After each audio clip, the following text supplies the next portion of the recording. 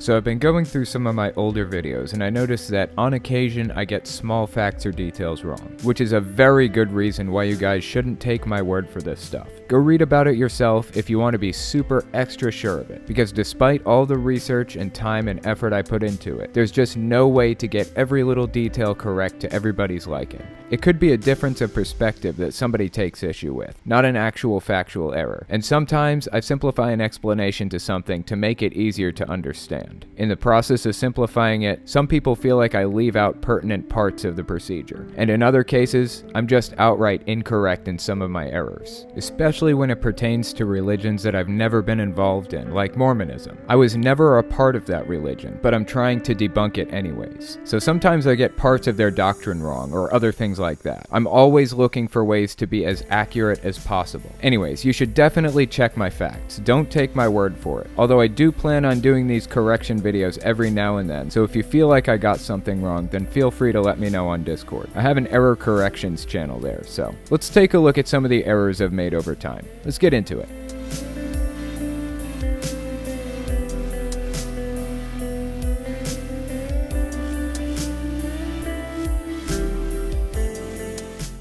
The first correction I want to make is from my video titled Mormonism's Seedy History with Race. In that video, I talked about the Curse of Ham and how it was the reason why blacks weren't accepted into the priesthood for 150 years. Actually, it was from the Curse of Cain, not the Curse of Ham. It's the result of Cain killing Abel. In Genesis 4:12-15 it says, "When you work the ground, it will no longer yield its crops for you. You will be a restless wanderer on earth. Cain said to the Lord, My punishment is too great to bear. Behold, you have driven me this day from the face of the ground, and from your face I will be hidden, and I will be a vagrant and a wanderer on the earth, and whoever finds me will kill me. So the Lord said to him, Therefore whoever kills Cain, vengeance will be taken on him sevenfold. And the Lord appointed a sign for Cain, so that no one finding him would slay him." Okay, so the quote-unquote sign that God gave to Cain so somebody wouldn't kill him, according to the Mormon Church, was his black skin. That's their claim. In the video, I mentioned the Curse of Ham. Apparently I mixed the two up, but yeah, that's error correction number 1. In that same video, I mentioned that the Book of Abraham was translated from a language that wasn't even real. I was actually thinking of the Book of Mormon. Joseph Smith claimed that the Book of Mormon was written in Reformed Egyptian, which is a pretend language. He completely made that up. However, the scrolls used to quote-unquote translate, aka interpret, aka completely make up the Book of Abraham were actual hieroglyphics, not a pretend language. And he never claimed they were written in a pretend language. He just pretended he could read it and spun up a big story around the pictures he was looking at. So yeah, I mixed up the Book of Mormon being written in a pretend language and the Book of Abraham being written in a pretend language. There are some older videos I've done that I don't completely agree with anymore, and I wasn't sure what to do with them. Should I remove them completely or should I leave them up for posterity? I don't know. So far, I've re-recorded and re-uploaded a couple of them with corrections, but I haven't taken anything down. I just put a card in to direct people to the newer version. So for the moment, that's what I'll do. The second correction I have is from the video 9 Questions for Jehovah's Witnesses Answered. In this video, I talked about transvestitism being a slur. In reality, the word transvestism is defined as the practice of dressing and acting in a style or manner traditionally associated with the opposite sex. Basically cross-dressing. That's obviously very different from being trans. A small error, but an error nonetheless. Then we've got an error from my video, Do Mormons Baptize the Dead? At 7 minutes and 28 seconds, I mentioned that Mormons believe that God's name is Jehovah. Actually, they believe God's name is Elohim. Apparently, Jesus' name is Jehovah to them.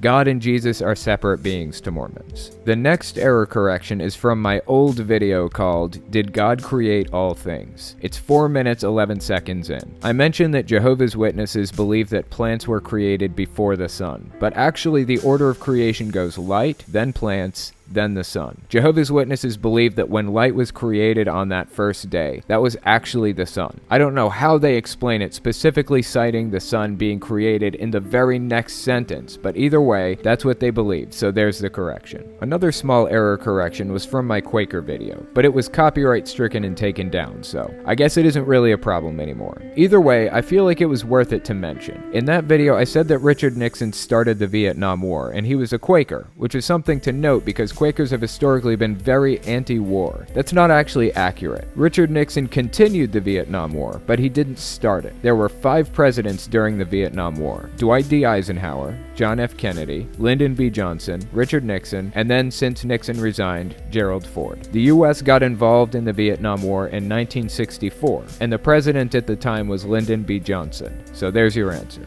The next correction I wanted to make was actually an update more than a correction. Recently I did a video about Jehovah's Witnesses and I mentioned the lawsuit in which they were court-ordered to turn over the names of all the pedophiles they've been protecting all these years. They were being fined $4,000 a day until they turned the names over. That court order was part of a lawsuit against the Watchtower Society by Osbaldo Padrón, who claimed that an elder sexually abused him when he was 7. The Watchtower Society was ordered to turn over documents associated with a letter that the Watchtower Society sent out to elders around the world. The Watchtower Society fought to the death to avoid releasing those documents. They said it would infringe on the privacy of the people mentioned in the letter. In 2015, a year earlier, the Watchtower Society released a redacted version of the letter. The other attorneys said there were so many redactions that the letter couldn't even be read. The judge tried to assign a referee to mediate between the two parties so they could get to what they needed, but apparently it didn't help. The Watchtower Society absolutely refused to cooperate.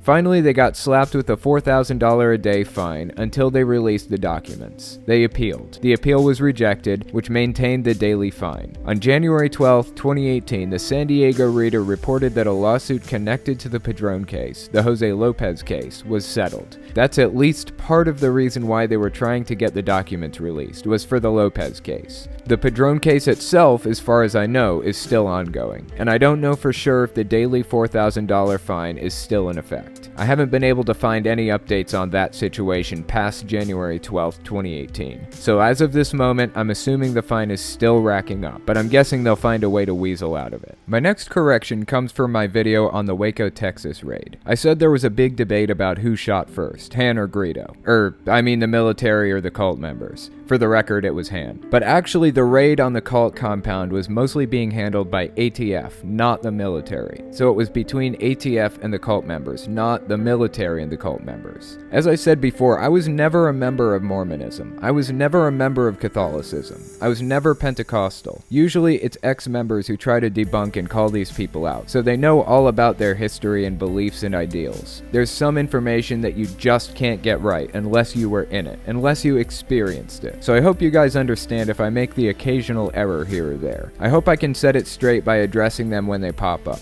I'll try to make these error correction videos a regular thing when I build up enough errors to address. I made a few errors in my Pentecostal video too, and I was going to address those, but I decided not to right now because I'm just going to re-record the whole thing at some point. And aside from that, Godless Iowan already put out a correction video for it since he was Pentecostal. You guys can go check out his channel and search for Telltale to find the correction video he released. One more thing I wanted to mention. I have one specific video in which I voice opinions that I disagree with now. It's my first Catholicism video. I'd like to redo the video completely with updated information on it, but I'm not sure if I should take it down or not. Let me know what you guys think I should do about that in the comments. Should I take the old video down or leave it up for posterity? My view of Catholicism hasn't exactly changed, but I got a lot of pushback on it when I called them a cult. I decided to give it a little bit more thought, and I think the solution to the problem is to compare them to the bite model. But the real issue with that is the fact that they're really divided. It kind of goes on a church-by-church basis. They aren't all the same, but all Roman Catholic churches have certain similarities. For example, they all recite the Lord's Prayer and other prayers. They all revere saints, that kind of thing. So if I do the bite model on Catholicism, then I think I'll check it against the things that they all have in common. I still firmly believe that a large portion of Catholic churches are cults. I don't accept that something has to be small to be considered a cult. Jehovah's Witnesses have what,